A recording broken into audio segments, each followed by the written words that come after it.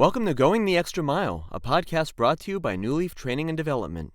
Each edition is sure to lift your spirit and encourage you in today's working world. Enjoy. Thank you. I write this on Veterans Day, the official United States public holiday observed annually on November the 11th, honouring military veterans, that is, persons who've served in the United States Armed Forces.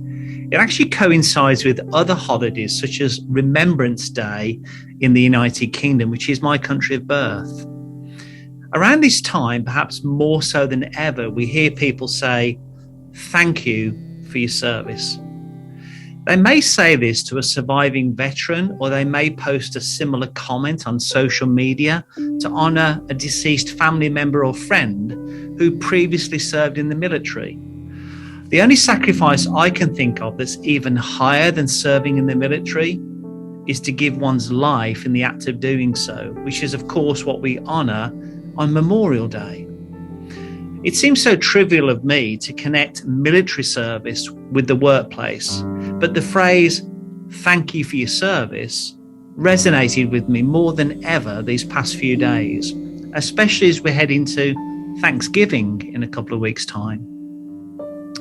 My observation has been that few employees are truly thankful for what they've received.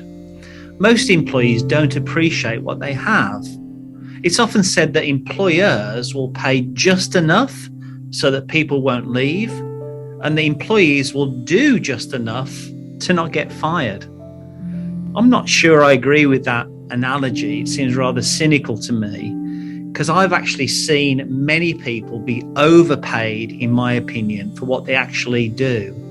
Likewise, I've seen many people go the extra mile and still not be paid what they're worth.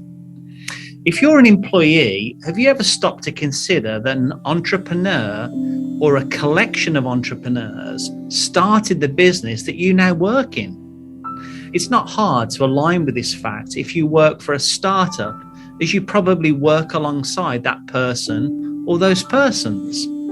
Even when I was an employee for the large global publicly traded corporation Hilton Hotels, it was not hard to cast my mind back a few decades and think about Conrad Hilton, the founder of the company and great-grandfather of the wonderful Paris Hilton. As a side note, I did meet Paris Hilton once at what used to be their headquarters in Beverly Hills, and she actually said to me, quote, "You sound like Hugh Grant," end quote.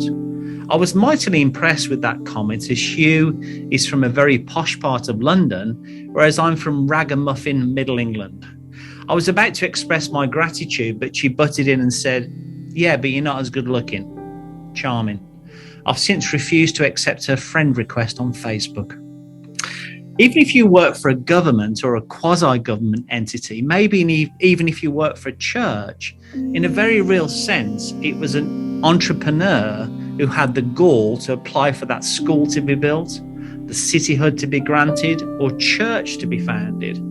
My point being is that we have so much to be grateful for as employees. A person or persons gave their time and talents to help create a place of work we now earn a living from. The definition of an entrepreneur clearly amplifies the risk such people took. They could have lost it all as an entrepreneur.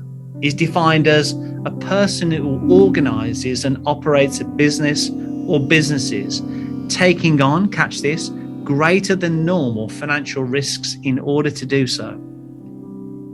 I'd encourage employees to reflect during this heightened season of gratitude between Veterans Day and Thanksgiving, the sacrifices made by those who came before them to create the jobs they now have. You know, according to the US Small Business Administration Office of Advocacy, nearly 48% of employees work for small businesses in the United States. 48%. Remember, even those big businesses were once small businesses. Even Walmart, for example, which now employs 2.3 million people, started by one entrepreneur, Sam Walton, just not that many years ago in 1962. I can only imagine the horrors of war, and I'm immensely grateful for the men and women who gave their time and some of them their lives to be of service to their country. It's often said there's no greater love than to give one's life for a friend. So as we pause to give thanks, I hope that all employees will also take a moment and reflect on all we have to be grateful for. America may not be perfect. California certainly has its challenges. And even awesome town where I live, aka Valencia, is not always awesome. But they always say the measure of a great country, great state, and great city is when more people want in than want out. Simply, thank you. I hope you found that short story useful, and if you did, feel free to rate, review, and share this podcast.